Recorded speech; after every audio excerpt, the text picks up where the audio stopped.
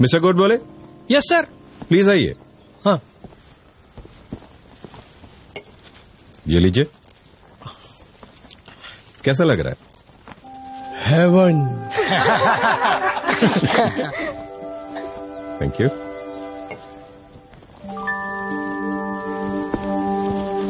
ये छोटा सा सुख था। मिस्टर नचिकेत। Yes sir.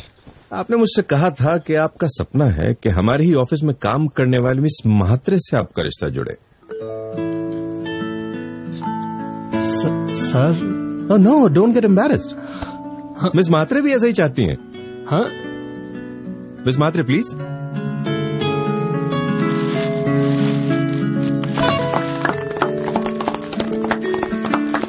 देखिए इनकी आंखों में प्यार देखिए, खुशी देखिए। मिस्टर श्रीनिवासन। Yes sir. मेरा घर का सपना पूरा होने जा रहा है। अब आप छोटी सी चौल में नहीं रहेंगे। मेरी ऑफिस की नई ब्रांच में आप मैनेजर होंगे। आपकी सैलरी 85,000 रुपीज से बढ़ाकर 1,15,000 की जाती है और आपकी 10 साल की सेवा को ध्यान में रखते हुए आपको इंटरेस्ट फ्री लोन दिया जा रहा है 15 लाख रुपए का। Thank you sir. Thank you. No no no, don't thank me, you fully deserve it. Please sit. हाँ तो mister Subodh Mehta, now prove it to me that I am wrong. ये सब लोग जो इस समय अनुभव कर रहे हैं सुख का, वो सुख नहीं, ये भ्रम है। Prove it. और मैं कहीं सुनी नहीं, खुद के अनुभव की बात कर रहा हूं। और सिर्फ मेरी या इन लोगों की नहीं, इस दुनिया के मैक्सिमम लोगों की बात कर रहा हूं। इस सुख को कैसे झुठला सकते हैं आप?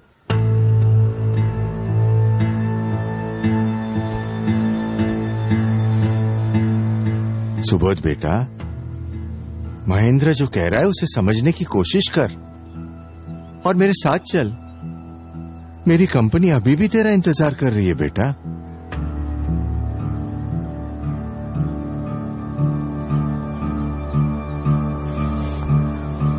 फर्स्ट ऑफ ऑल, मेरे पापा को यहां लाने के लिए तुम्हें थैंक्स बोलना चाहूंगा महेंद्र। You welcome. यहां हो सकता है पापा मेरे मन की बात सुने और उसे समझने की कोशिश करें। अगर तुम सही साबित हुए तो। अगर मैं गलत साबित हुआ तो आपकी इच्छा जरूर पूरी होगी पापा। मैं आपकी कंपनी ज्वाइन कर लूंगा। पर कहीं मेरी बात अगर सही साबित हुई तो महेंद्र, तुम भी अपनी जिद छोड़कर अपने पापा की इच्छा पूरी करना। कौन सी इच्छा? वो मैं तुम्हें बाद में बताऊंगा। मेरा सपना साकार हो रहा है।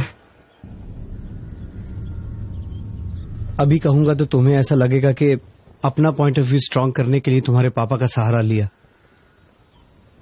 और मैं ये चाहता हूं कि आप मेरी बात से तभी सहमत हो जब आपको मेरी बात सही लगे। हालांकि मुझे पता है कि ये काम मुश्किल है, पॉपुलर बिलीफ से एकदम ही विपरीत है, और मेरी बात सही लगे तो भी शायद अच्छी ना लगे, ऐसे भी चांसेस हैं। लेकिन कोई बात अगर सच्ची हो तो उसमें इतनी ताकत अपने आप आ जाती है कि वो सबके दिलो दिमाग पर असर छोड़ जाती है। और मैं सुख की ऐसी ही ठोस सच्चाई से अपनी बात शुरू करना चाहूंगा। सुख एक ऐसी वंडरफुल और मजेदार फीलिंग है कि हम उससे कभी अलग होना नहीं चाहते। सुख की चाह हमेशा हमारे दिलो दिमाग पर छाई रहती है। सपनों से भर दो कमरा फुल, फिर एक चीज मिलेगी wonderful, the urge of happiness in every living being. तो क्या सुख की सर्वमान्य व्याख्या ऐसी कर सकते हैं कि सुख वही है जिससे हम कभी ऊब न जाएं, कभी जी न भरे? अग्रीड।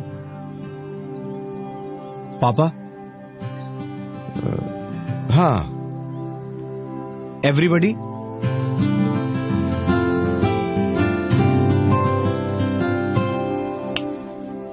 सॉरी सर, सॉरी, वो बस बिगड़ गई, फिर मैं चल कर आया और धूप इतनी तेज थी कि। एक मिनट भाई, आप जरा यहाँ आएंगे? भाभी 2 गिलास शरबत मिल सकता है? हाँ। ऐसा शरबत जो मन को ठंडक दे, सुख दे। अब ये एक शरबत आपके लिए है और एक शरबत आप यहां आएंगे प्लीज। अब ये दोनों एक साथ एक जैसा शरबत पिएंगे प्लीज।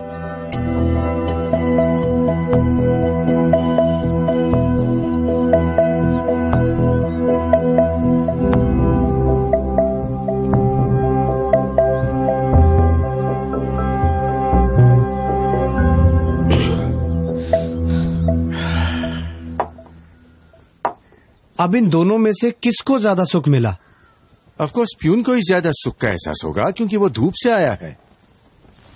गौर करना, चीज वस्तु एक जैसी ही है, क्वालिटी भी एक ही है, फिर भी सुख की मात्रा में फर्क है। बता सकते हैं क्यों? सिंपल है, मैं यहाँ छाव में बैठा था इसलिए मुझे शरबत की प्यास कम थी और ये धूप से आए तो। Sorry to interrupt. प्यास का अनुभव सुख है या दुख? ऑफ कोर्स दुख। प्यास किसे अच्छी लगती है? ये बात आप लोग ध्यान में रखना प्लीज। कंटिन्यू। मुझे प्यास कम थी और ये धूप से आए इसलिए इन्हें प्यास ज्यादा थी, इसलिए सुख का अनुभव तो इन्हें ही ज्यादा होगा ना। तो क्या हम ये कह सकते हैं कि शरबत एक जैसा होने पर भी जिसको सुख का ज्यादा अनुभव करना है उसे पहले लंबे समय तक प्यासा रहकर अपनी प्यास का दुख बढ़ाना पड़ेगा? नहीं नहीं, तुम तो नेगेटिव पॉइंट ऑफ व्यू से इस बात को देख रहे हो। इसमें नेगेटिव या पॉजिटिव पॉइंट ऑफ व्यू की बात ही नहीं है कैनल। मैं तो यूनिवर्सल लॉज की ही बात कर रहा हूं। बताओ मैं सही हूं? करेक्ट। तो अब इस सुख की बुनियाद क्या है, शरबत या प्यास का दुख? उसकी प्यास का दुख। अरे भाई कम या ज्यादा, लेकिन शरबत से सुख का अनुभव तो हुआ ना। मतलब तुम्हारे हिसाब से शरबत हमेशा सुख ही देगा, दुख नहीं, राइट? ठीक है, भाभी सर के लिए एक शरबत और लाना प्लीज। नहीं नहीं, अब प्यास नहीं है। अरे प्यास का दुख खत्म होते ही इनका मुंह तो बिगड़ गया। पर मुंह बिगड़े तो बिगड़े, हम तो इन्हें सुख देना चाहते हैं, इसलिए हम तो इन्हें थोड़ा और शरबत पिलाएंगे प्लीज। सुबोध रहने दे, उसे तकलीफ हो रही है। मगर शरबत तो। Okay okay, I am convinced. मतलब जितना प्यास का दुख उतना ही सुख, उसके बाद तो उल्टा उसी से दुख। इनका बिगड़ा हुआ मुंह हम सबने देखा, राइट महेंद्र? ठीक है, आप लोग जाइए, थैंक यू। अब आप मिस्टर जिनका चौल से फ्लैट में शिफ्ट होने का सपना है, यहां और कोई है जो झोपड़े में रहता है? हाँ, मैं। आप खुश हैं झोपड़े में? नहीं साहब, घर एक हो पर घर पक्का हो, इसीलिए मेहनत कर रहा हूँ। तो जब तक घर पक्का बन नहीं जाता, उसकी इच्छा आपको सुख देती है या दुख? दुख। बैठिए। अब बताओ महेंद्र, इच्छा में सुख है या दुख? ओके। अब और कोई जो फ्लैट में रहता हो लेकिन बंगलों में जाना चाहता हो? Sir, me and I am also working very hard for it. तो अब बताओ किसको ज्यादा सुख मिलेगा? तीनों को अलग अलग घर चाहिए, तीनों उसके लिए पूरी मेहनत भी कर रहे हैं। एंड जस्ट इमेजिन कि उनको अपना मनचाहा घर मिल जाता है, तो घर में पहला कदम रखते ही सबसे ज्यादा सुख किसको मिलेगा? भाभी? तीनों को एक जैसा ही सुख मिलेगा। क्यों? घर की क्वालिटी और घर की कीमत तो अलग अलग है। हाँ, फिर भी तीनों की चाह तो एक जैसी है ना, तो सुख भी एक जैसा ही मिलेगा।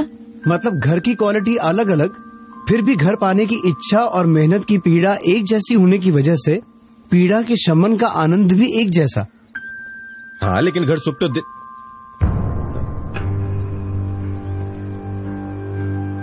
नहीं। Go on, you right. Mahendra, साधनों से सुख मिलता ही नहीं है ऐसा नहीं कह रहा हूँ, लेकिन सारे सुखों की बुनियाद दुख ही है। गौर करना। नाउ मिस्टर आशिक, सॉरी, आपकी पर्सनल लाइफ में मुझे दखल नहीं देना चाहिए, पर क्या ये प्यार वाला अनुभव आपको पहली बार हुआ है? हिचकिचाइए मत। देखिए, रिलेशन में जितनी ऑनेस्टी होगी वो उतना मजबूत बनेगा। बोलिए। जी, इससे पहले मेरा एक अफेयर था। तो क्या उस वक्त भी आपको ऐसी ही फीलिंग हुई थी? हाँ। या फिर इससे भी अच्छी, क्योंकि वो फर्स्ट लव था? शायद, हाँ। सॉरी, थोड़ा और इंटरफेयर कर रहा हूं, लेकिन क्या आपको भी हर प्रेमी की तरह अपनी गर्लफ्रेंड के साथ मिलना, लंबी लंबी बातें करना, साथ घूमना फिरना, साथ रहना अच्छा लगता था? हाँ। और जब ब्रेकअप का समय आया तो एक वक्त ऐसा भी आया होगा कि जिस गर्लफ्रेंड के साथ आपने सुख की कल्पना की थी, अब उसकी प्रेजेंस भी आपको इरिटेट करती हो? मगर वो नहीं, आपके ब्रेकअप के जेन्युइन रीजंस होंगे। आप पर डाउट करके आपकी छवि को बिगाड़ना मेरा उद्देश्य नहीं है। मैं सिर्फ इस बात में सुख कहां से ओरिजिनेट हो रहा है, यही ढूंढने की कोशिश कर रहा हूं। तो वो इरिटेशन वाला स्टेज आया था आपके रिलेशन में? हाँ। Thank you. सॉरी। यानी क्या हम ये कह सकते हैं पापा कि यहाँ व्यक्ति वही, एक्टिविटीज वही, लेकिन मन बदल गया तो उसी व्यक्ति का मिलन अब दुख का कारण बन गया? हाँ। अब एक और उदाहरण देता हूं सुख का। साधन छोटा फिर भी सुख बड़ा। महीने में 3,000 रुपए कमाने वाले मजदूर को 50,000 की लॉटरी लग जाए और महीने में 10 लाख रुपए कमाने वाले आदमी को 1 लाख की लॉटरी लगे, तो कौन ज्यादा खुश होगा? ऑफकोर्स मजदूर, क्योंकि 50,000 रुपए उसके लिए बहुत मायने रखते हैं, जबकि दूसरे आदमी के लिए 1 लाख रुपए इतनी बड़ी रकम नहीं है। करेक्ट। यानी कि गरीब आदमी जो उस 50,000 के लिए खून पसीना बहा रहा था, मेहनत मशक्कत कर रहा था, उसके लिए झुलस रहा था, उसे उतना सुख मिला। लेकिन श्रीमंत आदमी की तड़पन 1 लाख रुपए जितनी छोटी नहीं थी। उस बेचारे को तो शायद 50 लाख रुपए मिलते तब जाकर सुख मिलता। राइट पापा?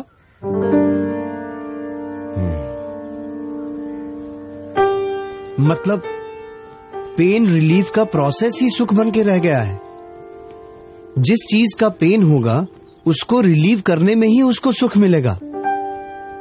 So every means of enjoyment is actually a pain killer remedy, फिर वो चाहे व्यक्ति हो या वस्तु हो। ऐसा करके भी अगर सुख मिलता है तो फिर प्रॉब्लम क्या है? फिर तो हॉस्पिटल में जाना या घाव लगने पर मरहम पट्टी करना या रोग होने पर दवाई करना, इन सबको भी एंजॉयमेंट मानना पड़ेगा।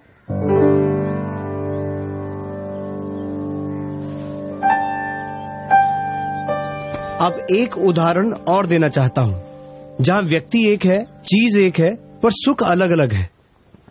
वो सर कहां है जिन्हें रसगुल्ले में हेवन दिखा? Yes sir. लीजिए। हाँ।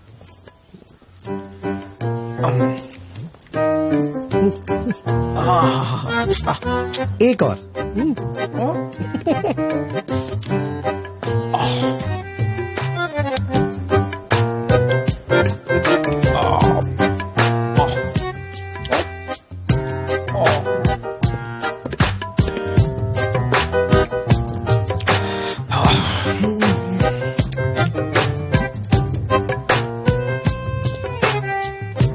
एक और लीजिए।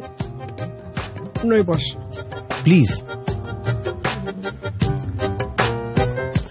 एक और। नहीं साहब, उल्टी हो जाएगी। श्योर? नहीं चाहिए? नहीं सर। ठीक है, थैंक यू। आप बैठिए।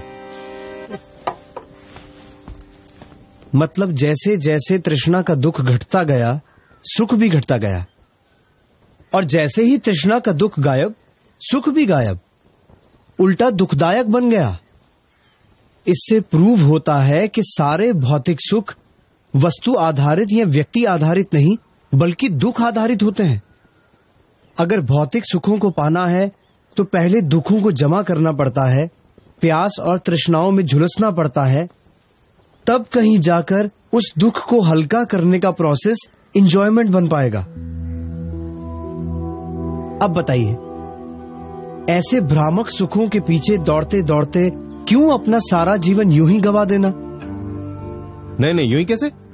जो लोग सक्सेसफुल होते हैं, मेहनत, बुद्धि और लगन से सक्सेस हासिल करते हैं, उनके जीवन को यूं ही गवा देना कैसे कह सकते हैं? ठीक है, एक नजर ऐसे सक्सेसफुल लोगों की जिंदगी पर भी डाल लेते हैं। होता यह है कि बचपन में खिलौनों में सुख दिखता है, थोड़ी समझ आते ही दुनिया को नए नजरिए से देखने लगते हैं। तब खिलौने छोड़कर यार दोस्त, होटल, सिनेमा, प्यार, मोहब्बत, इन सब में ही दुनिया भर का सच्चा सुख है ऐसा मानने लगते हैं। पर मैच्योरिटी आते ही सेफ एंड सिक्योर भविष्य में सुख नजर आने लगता है। फिर डिग्री, नौकरी, बिजनेस, बीवी बच्चे, परिवार, ये सब जमाने में ही सही सुख लगता है।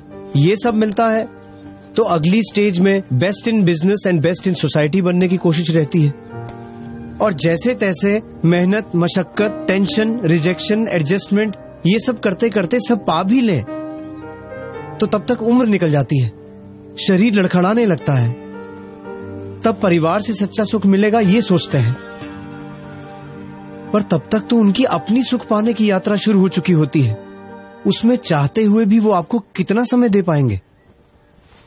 अब बताओ महेंद्र, इस पूरी जीवन यात्रा में कहीं भी किसी भी वस्तु या व्यक्ति की वजह से कहीं भी ऐसा सुख मिलता है जिससे हम कभी ऊब ना जाएं, जिससे कभी जी ना भरे? ऐसा सुख मिलता है?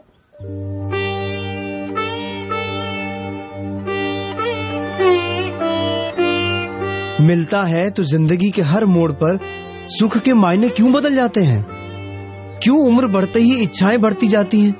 प्रॉब्लम यह है कि हम सुख की भ्रमणा से प्रेरित होकर दौड़ते ही रहते हैं और अंत में अनंत इच्छाओं से पैदा हुए दुख के ढेर पर सुख का इंतजार करते बैठे रहते हैं। और महेंद्र, ये भी कही सुनी नहीं बल्कि अनुभव की बात कर रहा हूँ। वो भी सिर्फ मेरी तुम्हारी नहीं बल्कि दुनिया के मैक्सिमम जीवों की बात कर रहा हूँ। आप ही बताइए पापा, इसमें कहाँ है सुख? आपकी कंपनी में मिलेगा मुझे सच्चा सुख?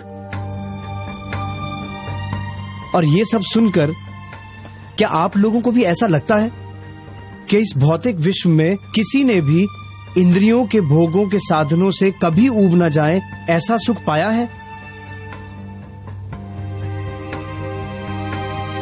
नहीं पाया है। ये पॉसिबल ही नहीं है, क्योंकि सारे भौतिक सुख दुख से इतने गहरे जुड़े हैं कि जैसे ही दुख गायब होता है सुख ऑटोमेटिकली दुख में कन्वर्ट हो जाता है। फिर कहाँ रहता है सुख? क्योंकि सुख की व्याख्या तो हम पहले ही तय कर चुके हैं कि जिससे कभी ऊब ना जाए वही सुख है।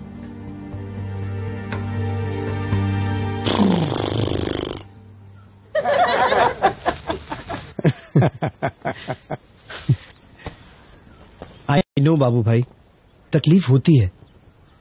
अच्छा नहीं लगता जब कोई आपके जीवन भर के बिलीफ को तोड़ दे, झुठला दे। पर सच को नजरअंदाज करोगे तो बेवकूफी होगी।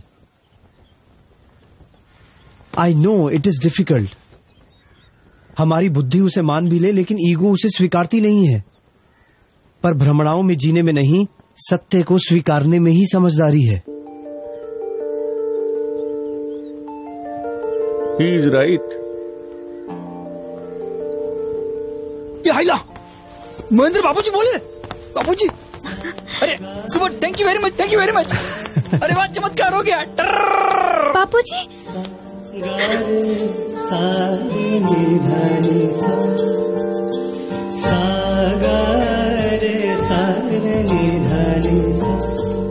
मान जाओ बेटा,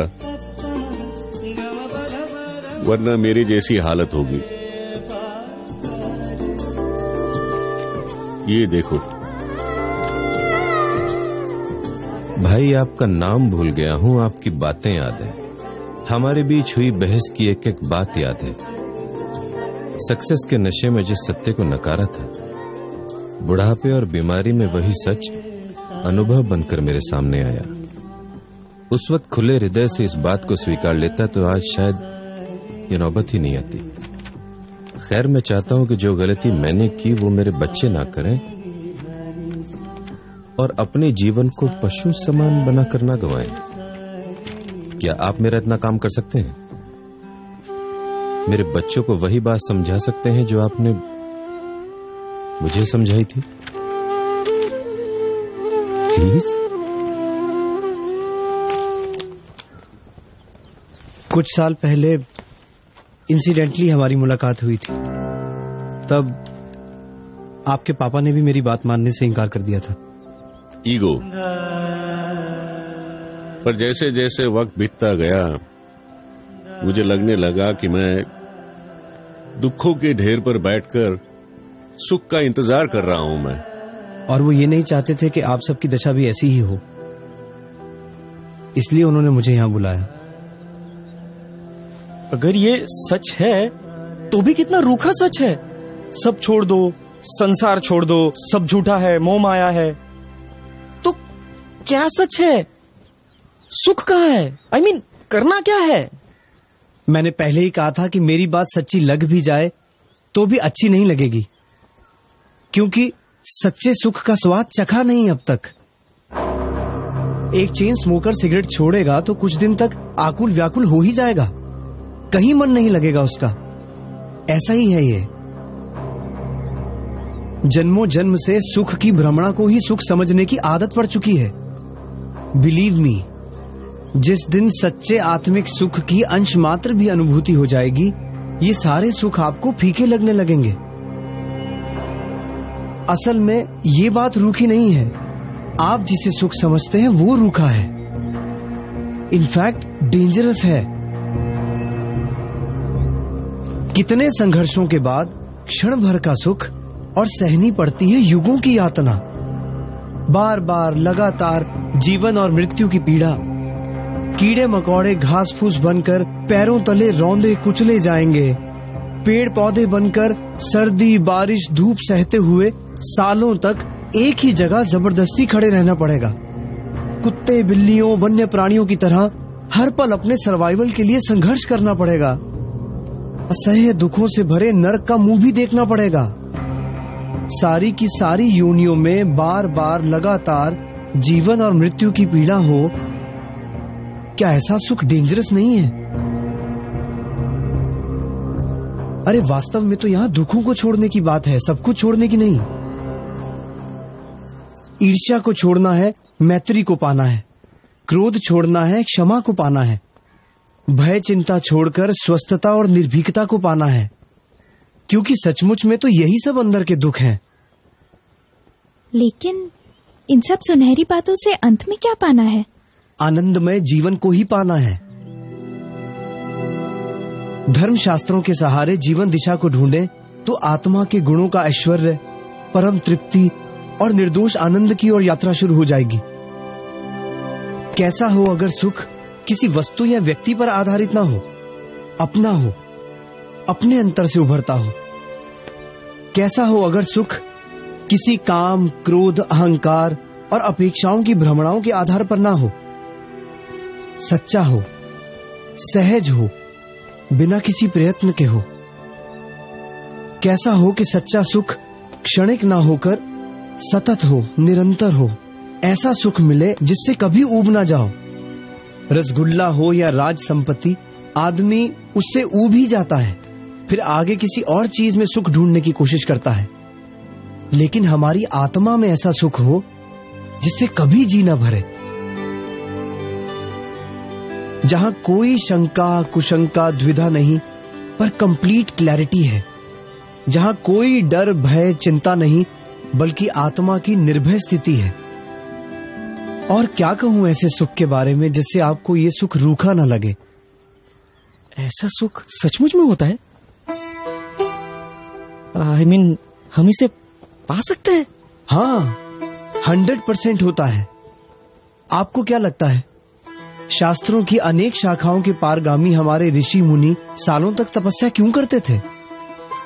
अपने शरीर को पीड़ा देकर भी जंगलों में, पर्वतों की गुफाओं में ध्यान मग्न क्यों रहते थे? पागल थोड़ी थे कि घर बार संसार छोड़कर यूं ही चले गए। वो तपस्या कर रहे थे संपूर्ण सुख पाने के लिए, मोक्ष का सुख पाने के लिए। और इन सुखों को प्राप्त करने से आपको भी कोई नहीं रोक सकता। जरूरत है साधना की, क्योंकि अभी अगर पुरुषार्थ नहीं करोगे तो उम्र के आखिरी पड़ाव में कीमती मनुष्य भव यूं ही व्यर्थ गवा देने की निराशा का सामना करना पड़ेगा। और मनुष्य भव के अलावा बाकी किसी भव में ज्ञान पाने की संभावना रेयर या नहीवत है।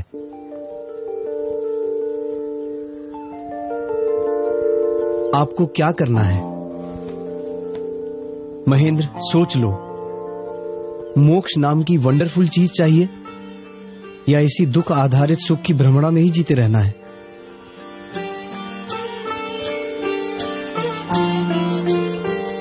तय आपको करना है। मैं क्या कहूं? अब कुछ कहने को छोड़ा ही कहां है आपने। ऑब्वियसली सॉरी बोलना तो बनता ही है।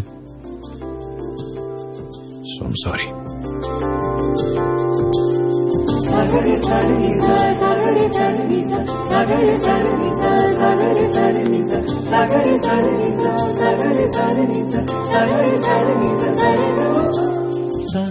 और अब ये भी बता दो कि आगे क्या करना है इस मोक्ष नाम की वंडरफुल चीज को पाने के लिए।